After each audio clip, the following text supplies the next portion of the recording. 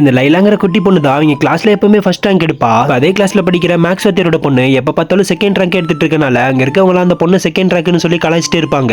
இந்த பொண்ணுமே அதை பத்தி நினைச்சு ஒரு மாதிரி டிப்ரெஷனுக்கு போயிடுறா. அதனால அந்த பொண்ணோட அப்பாவும் அந்த பொண்ணை ஹாஸ்பிட்டலுக்கு கூட்டு போறாரு. அப்ப அங்க டாக்டருமே செக் பண்ணி பார்த்துட்டு இந்த பொண்ணு ஒரே ஒரு தடவை ஃபர்ஸ்ட் ரேங்க் எடுத்தா எல்லாமே சரியா போயிருன்னு சொல்றாங்க. இதை கேட்டவருமே அந்த லைலாங்கிற குட்டி பொண்ணு ரெஸ்ட் ரூம்ல இருக்கும்போது அந்த பொண்ணு கிட்ட போய் நடந்ததெல்லாம் சொல்லி ஒரே ஒரு தடவை ஃபர்ஸ்ட் ரேங்கை விட்டு கொடுக்க சொல்றாரு. அதுக்கு அந்த குட்டி பொண்ணுமே நீங்களும் வாத்தியார் தானே, முடிஞ்சா உங்க பொண்ணுக்கு சொல்லி கொடுத்து ஃபர்ஸ்ட் ரேங்க் எடுக்க வைங்கன்னு சொல்றா. இதை கேட்டவருமே அந்த குட்டி பொண்ணை பிடிச்சி தள்ளி விட அந்த குட்டி பொண்ணோட தலை அங்க இருக்க ஒரு செவுத்துல பட்டு கீழே விழுந்துடுறா. அவருமே பயந்து போய் வேகமா ஓடி வந்து நடந்ததெல்லாம் பிரின்சிபால் கிட்ட சொல்றாரு. அதுக்கு அந்த பிரின்சிபாலுமே சந்தோஷப்பட்டு அந்த பொண்ணு செத்துட்டாலா உயிரோட இருக்கலாம்னு கேக்குறாரு. ஏன்னா இதுக்கு முன்னாடி இந்த பிரின்சிபால் அந்த குட்டி பொண்ணு கிட்ட தப்பா நடக்க போகும்போது அந்த குட்டி பொண்ணு அதை வீடியோ எடுத்து அந்த பிரின்சிபாலையும் மிரட்டிட்டு இருந்திருப்பா. இதனால அந்த பிரின்சிபாலும் அந்த ஸ்கூல்ல இருக்க ஒரு டீச்சரும் அந்த பொண்ணை கொலை பண்ணிட்டு ஒரு போலீஸ் ஆபீசரை வர சொல்லி அந்த பாடியை டிஸ்போஸ் பண்ண சொல்லிடுறாங்க.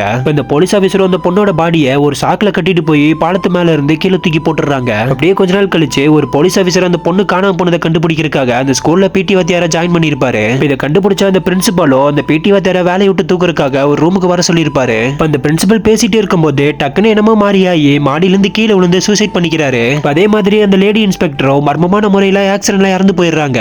ஆக்சுவலா இது எல்லாத்தையுமே பண்ணது அந்த குட்டி பொண்ணோட ஆத்மா தான். அந்த குட்டி பொண்ணோட ஆத்மா நடந்து எல்லாத்தையுமே அந்த போலீஸ் ஆபீசர் கண்ணு முன்னாடி வந்து சொல்லிட்டு கடைசியா அந்த கணக்கு வாத்தியாரையும் கொல்ல போறதா சொல்லுது. அந்த போலீஸ் ஆபீசருமே அவரை காப்பாத்துறதுக்காக ட்ரை பண்ணுவாரு. ஆனா அந்த குட்டி பொண்ணு என்ன பிரிஞ்சு எங்க அப்பா அம்மா படுற கஷ்டத்தை உன் பொண்ணு படக்கூடாதுன்னு சொல்லிட்டு அவரை மட்டும் உயிரோடு விட்டுட்டு அந்த இடத்துல இருந்து மறைஞ்சு போயிடுறா.